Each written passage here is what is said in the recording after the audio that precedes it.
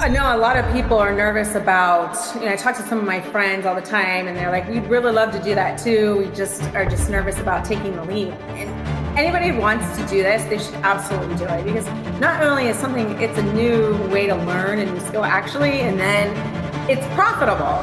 Hey y'all, welcome back to another episode of The Short Term Show. I'm your host, Avery Carl. And before we get to today's guest, we have a few announcements. The Short Term Shop is hiring. We are hiring agent positions in a number of markets, including Orlando, Myrtle Beach, the Poconos, and any market actually that you think might be a good fit. Email us at careers@theshorttermshop.com. We're also hiring a client experience manager. So again, careers@theshorttermshop.com. That position is not an agent position.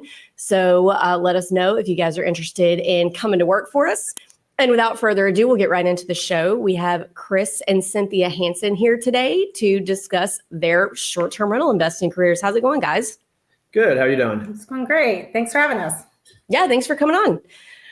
First, let's just introduce you to our audience. Tell us a little bit about yourselves and how you ended up investing in real estate.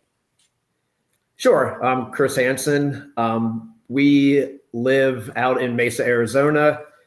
Currently have 3 short-term rentals, 2 one-bed, one-bath condos in the heart of Old Town Scottsdale, and then 1 two-bed, two-bath cabin out in Sevierville, Tennessee, out in the Smokies.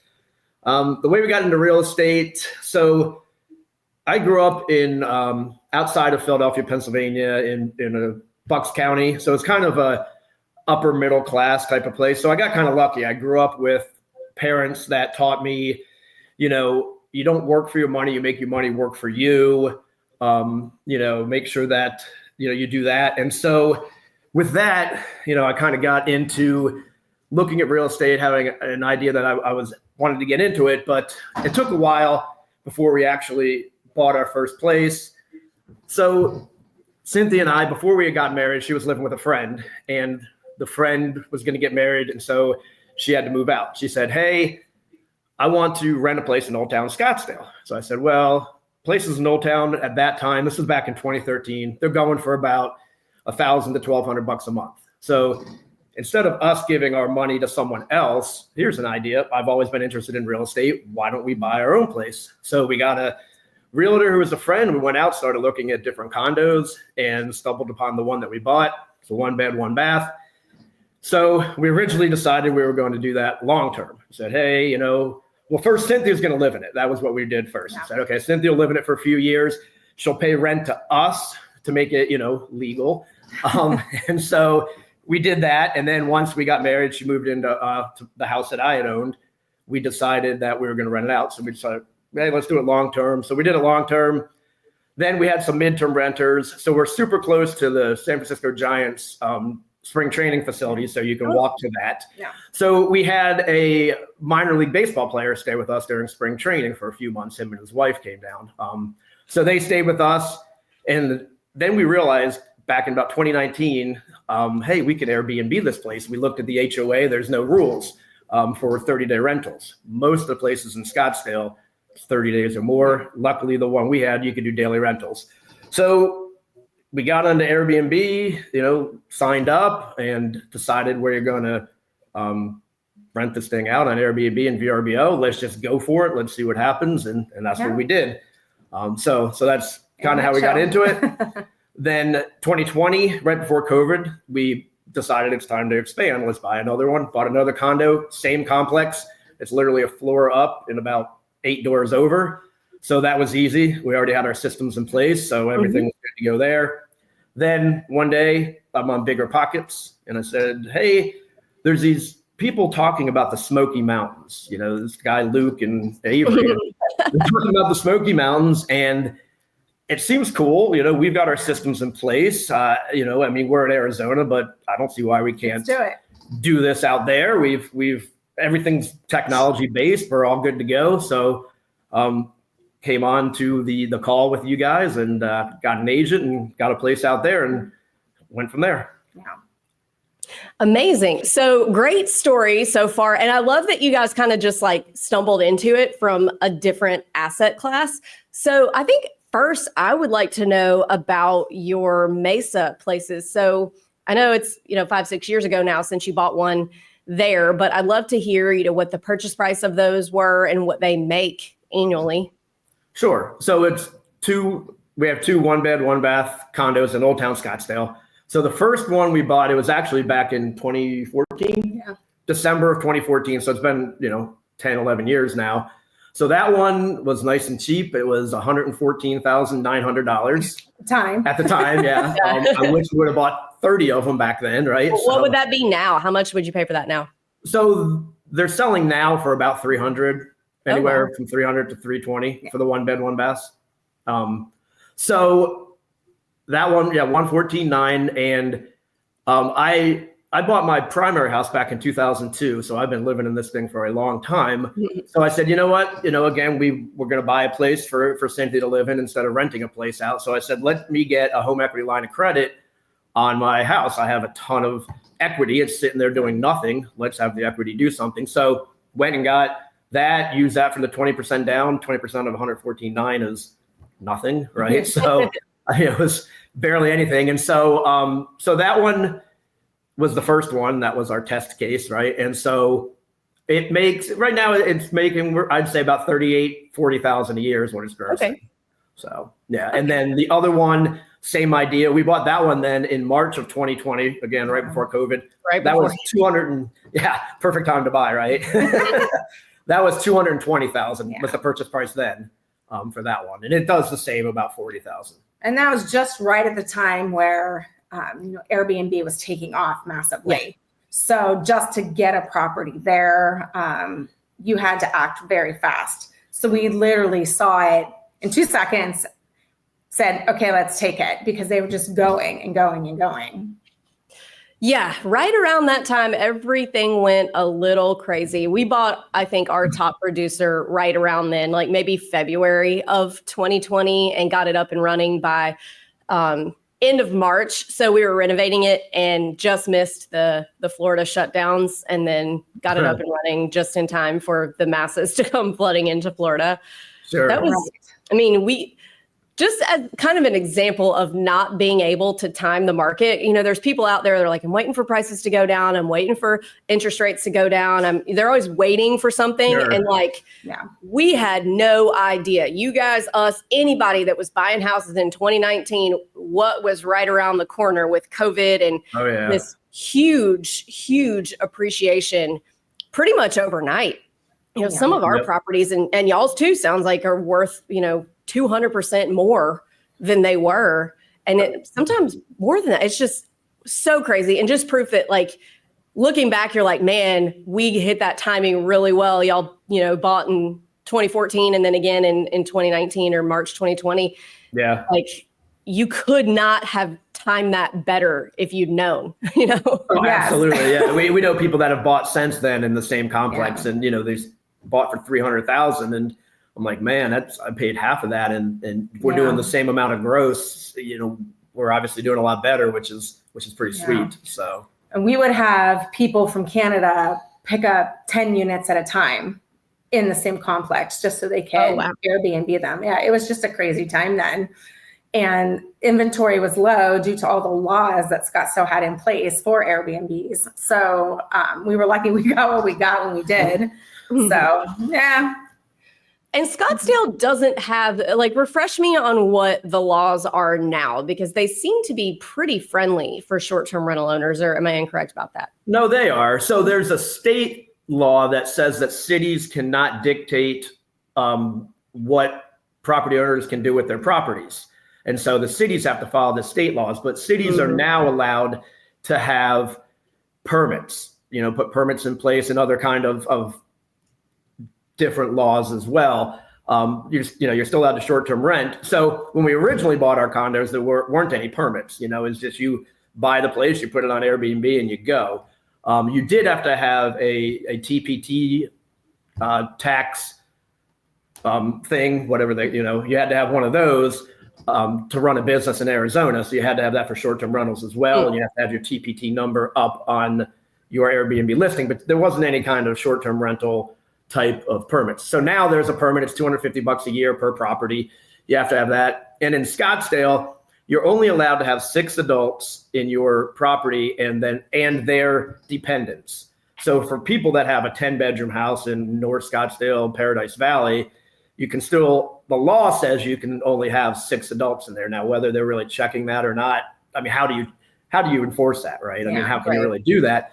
But that is the law that's on the books right now. And Scottsdale has a really good short-term rental webpage that you can go to and read, hey, you have to do this, and this in order to be compliant. Yeah. Your license number now has to be on your listing as well, along with your TPT number.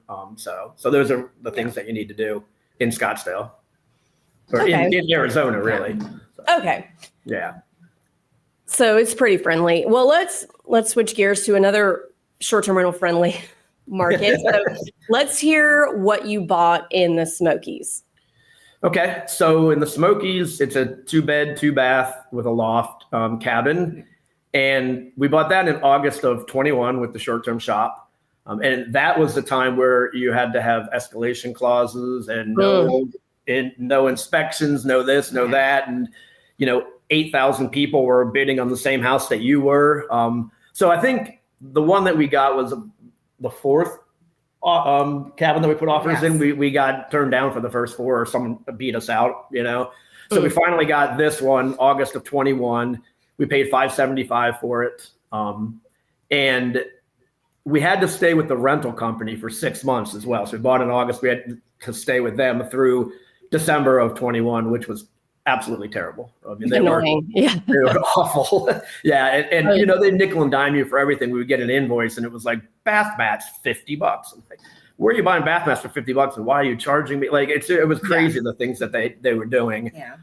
And so the good thing was it was on their own rental pages. So it didn't have our name tied to it. So it was a total grandma cabin, and the reviews that people gave, even though we were making the income on it, the reviews didn't go under our name. So if anything bad, any kind of bad reviews came up, it had nothing to do with us.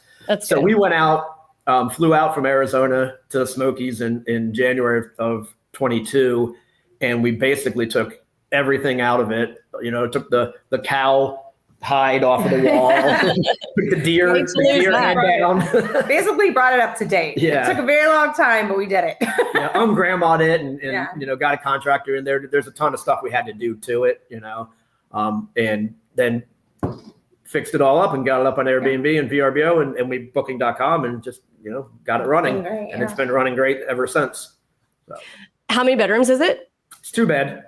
Yeah, 2-bed. 2-bath. Yep, and a loft. So we have sleeping space up in the loft. We have it advertised as 3-bedroom on Airbnb, but we make sure that people know the 3rd bedroom's a loft. It's not truly an enclosed bedroom, so we don't get screamed at for that. So.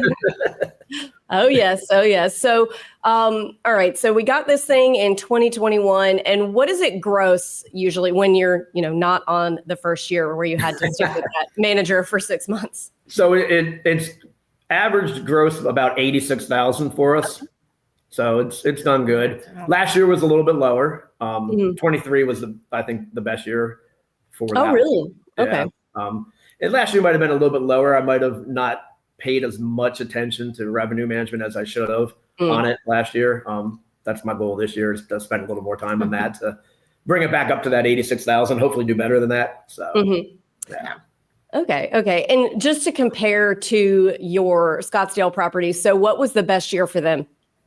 For the Scottsdale properties? Wow. Every year? They basically do the same every year, really.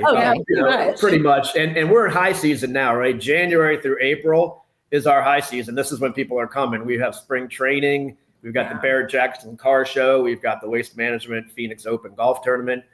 So we got hiking, we've got golf, we got everything. I mean, people are just coming out here right now. So we love it because it's the opposite, obviously, of the Smokies, right? Right now, the Smokies are dead, but Scottsdale is kicking. And so it's great to have that variety in the properties that we have.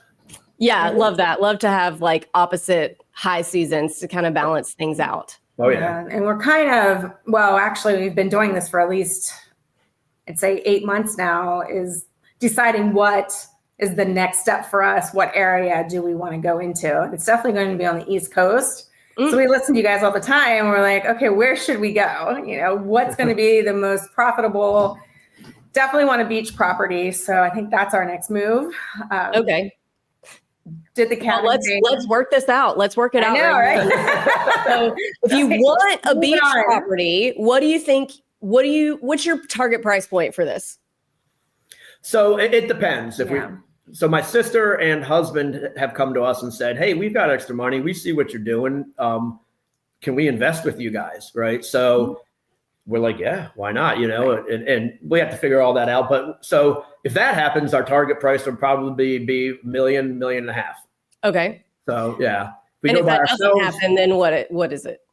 If it's just us, then it would probably be, you know, up to 700 probably. Okay. So, and we have the condos in Old Town. We're not opposed to condos. Mm-hmm. We're used to them. We understand everything that goes along with condos. We understand special assessments, and making sure the condo has its reserves and all that kind of stuff. I know a lot of people are scared off by condos. I love it. They are. They really are. Get a condo. It's great. Yeah. I was talking to somebody on Instagram the other day, and they were like, I want anything you have, any market you have, but no condos. And I was like, okay, well, what about, you know, somewhere like Myrtle Beach or Panama City Beach, like a beach market with condos? And they're like, no condos, no HOAs. And I'm like, but guys, so I get it if you're like in Houston, Texas, and the condo building has a lot of people who live there and they don't want Airbnbs. That's different. But in places like this, the condo buildings are built specifically for short-term rentals, and they were just anti. I'm like, man, you guys are missing the boat here. I own a condo, and it's amazing. Love it. Yeah. The best part I think about the condo and the HOA is that they have all of these other amenities that they offer the guests. So they're already taken care of on that end, with a gym, with a bar, pool, jacuzzi. So any of those items that normally, you know, you would have to put in your house if you bought a house, that could be extra or not, you know, depending on what the house offers. So it's great to be able to have those amenities. So when they come, they can just go ahead and use them. And it doesn't even really, I mean, it's all part of the HOA. So it's a beautiful thing, actually. Yeah, we're not paying for a pool guy. We're not paying for someone to come clean the hot tub. You're not paying for any yard work. You're not, you know, all of that goes away. Yeah. The maintenance is minimal. I mean, the maintenance on our Scottsdale places over these 4 years has been nothing. Yeah. You know, absolutely nothing, because there's nothing. What goes wrong? You have to replace a toilet, you know, every once in a while, or it stops flushing. Like, that's it. Yeah. Nothing major. Yeah. Nothing major at all. Yeah. Nothing too major when it comes to condos. I mean, to me, there is, and you know, the spreadsheet people will argue with me all day, but I own more properties than them. You really cannot, for the price point and for what they are, for what they make, beat a Gulf Coast condo on the Gulf of Mexico, maybe not any of the Florida Gulf Coast markets, but definitely the Florida Panhandle or Gulf Shores, Alabama. You really can't beat the purchase price versus the income anywhere.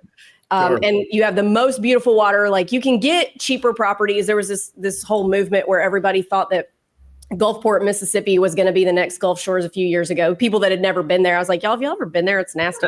Isn't it murky water? And like, it's brown. That's where like the Mississippi River empties right there, like at New Orleans, and kind of like it's brown. It's gross. Yeah. It is like going to the beach and standing in a latte. And like you can't see your feet in the water. You're like, yeah. So, you know, for the water quality and the quality of tourism that comes, like, you really cannot beat the Florida Panhandle and then over to Gulf Shores. So there you go. I fixed it for you. There you go. And we actually have been looking in the Destin area. You know, so I've been there once in my life, and it was beautiful. Oh, it's beautiful. So, we've been looking there. So. Yeah, I went and walked on the beach this morning, and it's still cold, but it's so clear out there. I just love this part of the country. One thing Arizona is missing: we don't have a beach to walk on. I do love a good desert scape, though. I don't have any desert properties yet. Till it's the summer, then the desert sucks. It gets hot. It gets super hot. Sure. All right, so let's talk about your Smoky's property. So you bought in 2021. Did you experience an Airbnb bust, or have you been happy with the income this whole time? No, I've been happy with the income. I don't really have a problem with it. One of the things that also got us into short-term rentals. Cynthia has a degree in hospitality management. She's been in the hotel business for 25 years, anywhere from front desk all the way up to director of sales at various hotels. And she actually used to work for Airbnb as well. Yeah. She was an Airbnb Plus. Of all the insides. She was an Airbnb Plus host advisor, where she would onboard people onto the Airbnb Plus program before they got rid of it.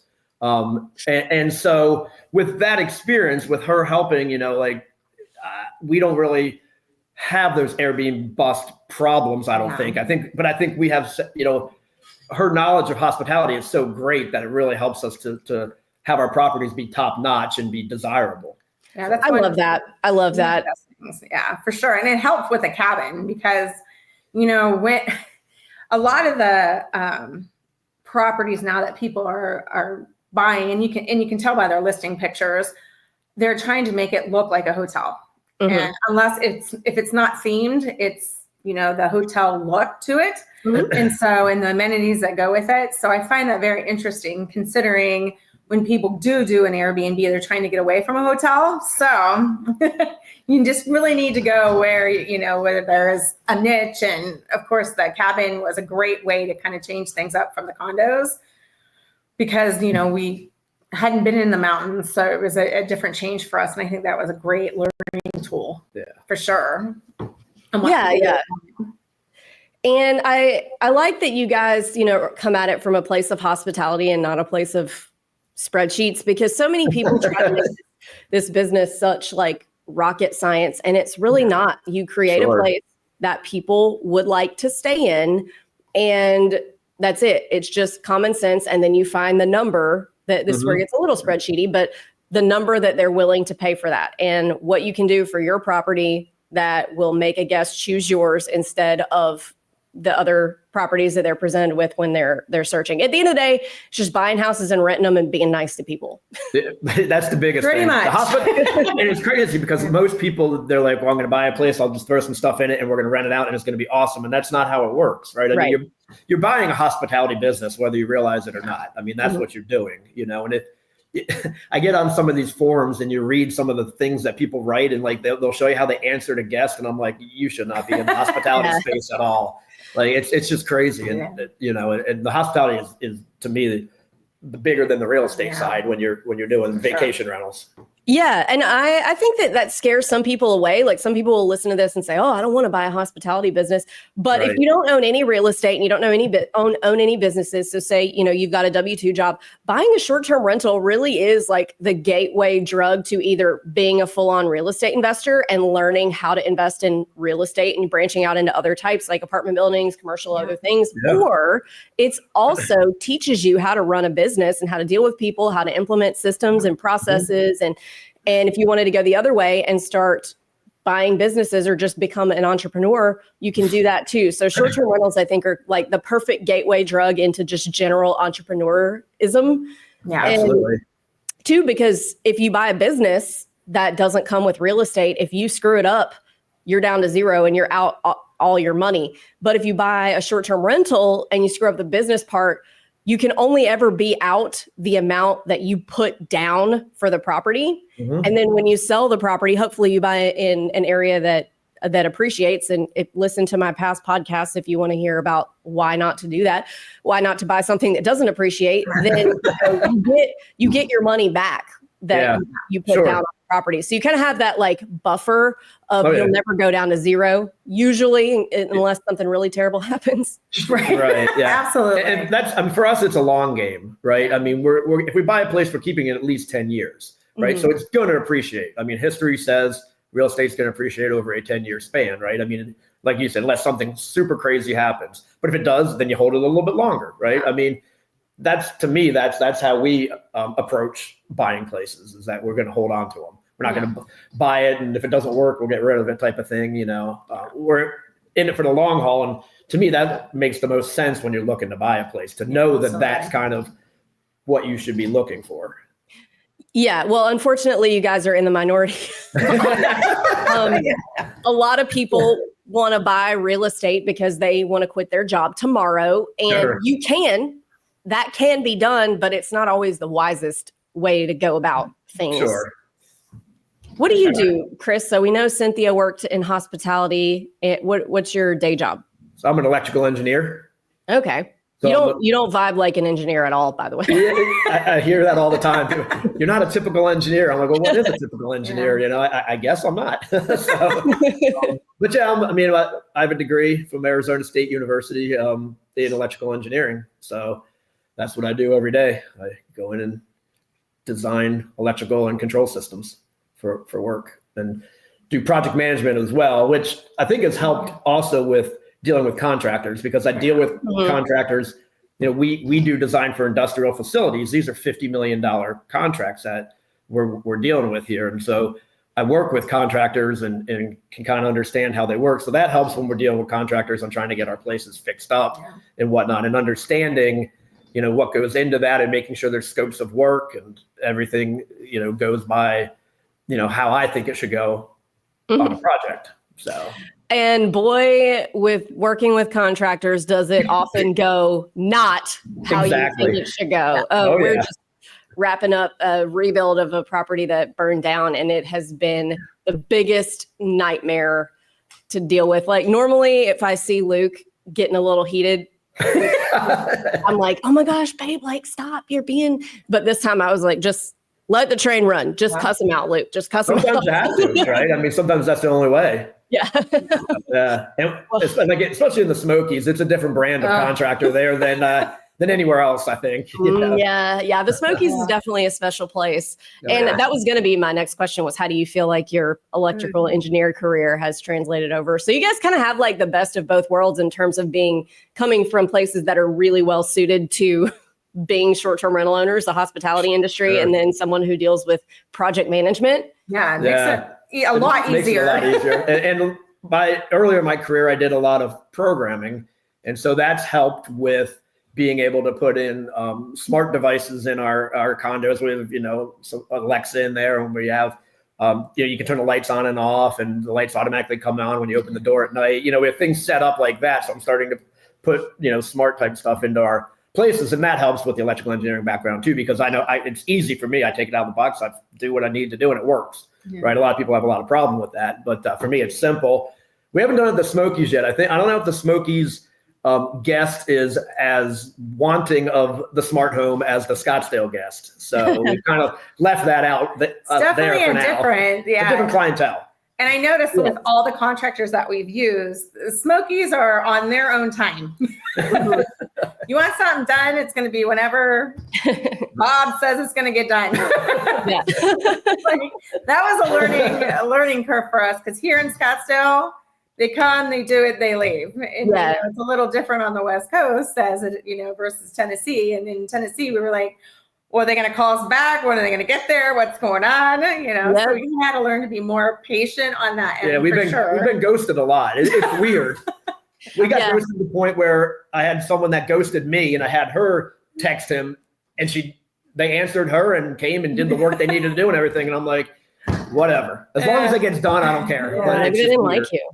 But it was over text. Like, how can you not like someone over text? I don't know. It's kind of the Southern way. So rather than say, hey, I don't think this is going to be a good fit, we ghost. We just disappear. Right. It's been like that for forever. That's just what we do. That was really interesting to get used to, because at first we were like, what is going on over there? And now we're like, okay. I'm like, do I have to fly there every time something needs to get done? Do I have to fly there and do it? Because I can't get anyone to do anything. It's insane. Yeah. So, we have now found some people that do good work, and we continue to use and that kind of thing over the years. So that's good. Yeah. We hold on to them dearly. Yeah.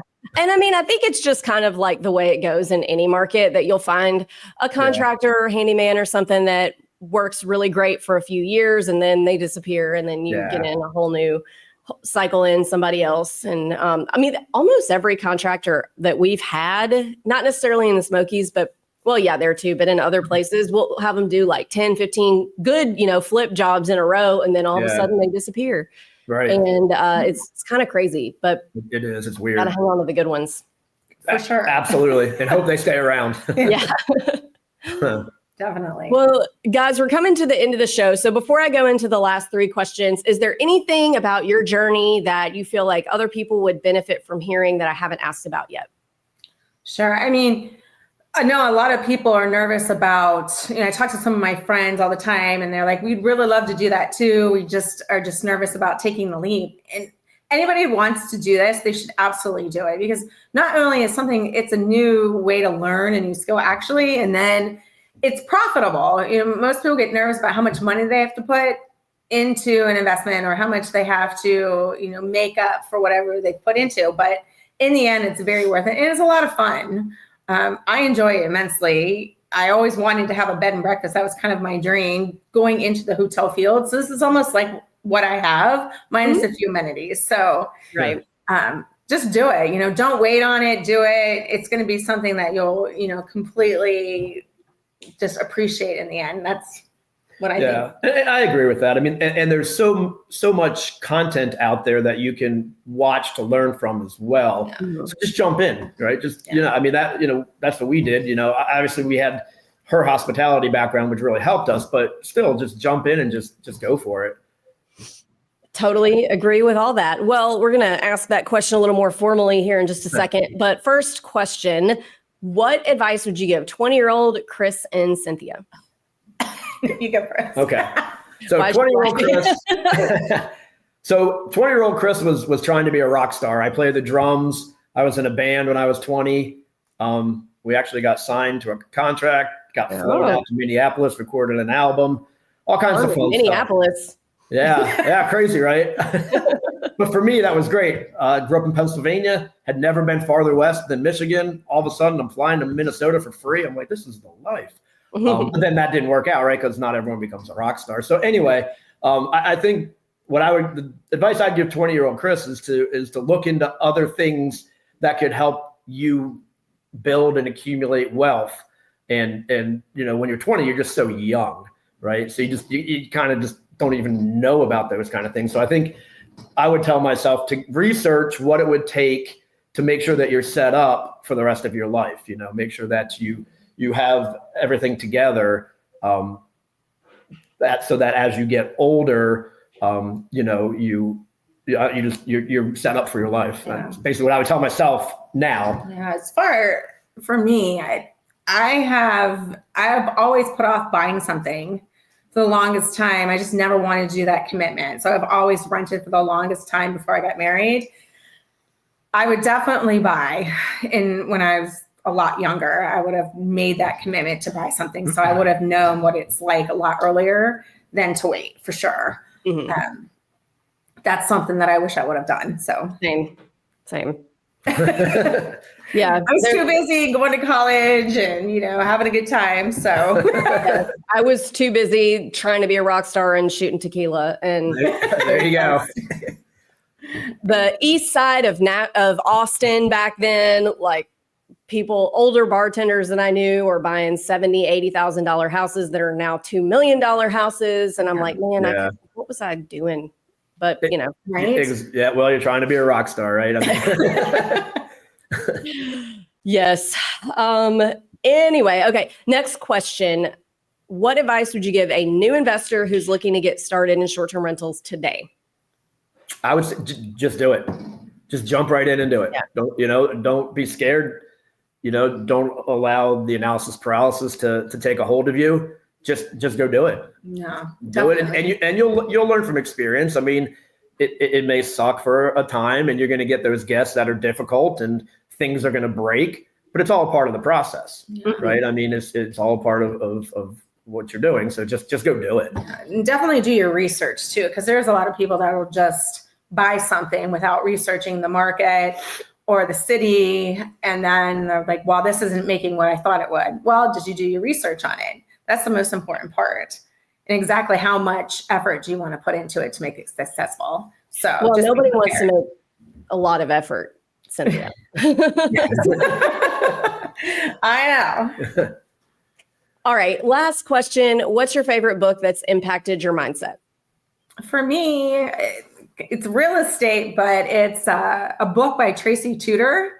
and it's called Fear is a 4-letter word. And Tracy Tudor's a realtor, and she's been on $1 Million Listing LA for a long period of time. And she wrote a book about women in real estate and how it's taken her through a journey on how to be more powerful, because it had been such a man's world for a long period of time. And she said, even though times have changed, she still had to really break down barriers and really show and work harder that she could do this, because there were so many doubters. And she just basically decided one day that she wasn't going to take crap from anybody anymore. And in her book, she talks about that and really lets people know. I mean, and if you've seen the show, she really lets people know what's on her mind. And I think that's helped her just continue her success. So I think it's an amazing book to read. I have not read that one. I've read Josh Altman's from $1 Million Listing. Okay. I've read hers. That's my next one. So good. His is good. So for me right now, it would be Becoming Your Own Banker by R. Nelson Nash. Because, I talked about how I had gotten a home equity line of credit on my personal home to buy our properties for the down payment. So now I'm thinking of what are other ways that I can do that as well. And so I started looking into the infinite banking concept, and I bought his book. I've read it once. I think I need to read it 5 times to really grasp everything in it. But that's right now, that's the one that I'm reading, and that's impacting me. Awesome. Well, thank you guys so much for coming on. If our listeners want to follow you on your journey, how can they do that? We're both on Facebook, so you can look us up on Facebook or Instagram. Yeah, I mean, so you can find me in the Facebook groups. That's our next thing, is to get social media content for our properties. That's the one thing that we don't have yet. We have personal Instagram accounts, but we don't have ones for the properties yet. So that's the next thing we're going to do. But for now, we're always on all the different short-term rental Facebook groups, commenting on there. So people can find us on there. All right. Well, thank you guys so much for coming on. It was a great episode, and we really appreciate it. Thanks, y'all. Thank you. Thanks, Avery.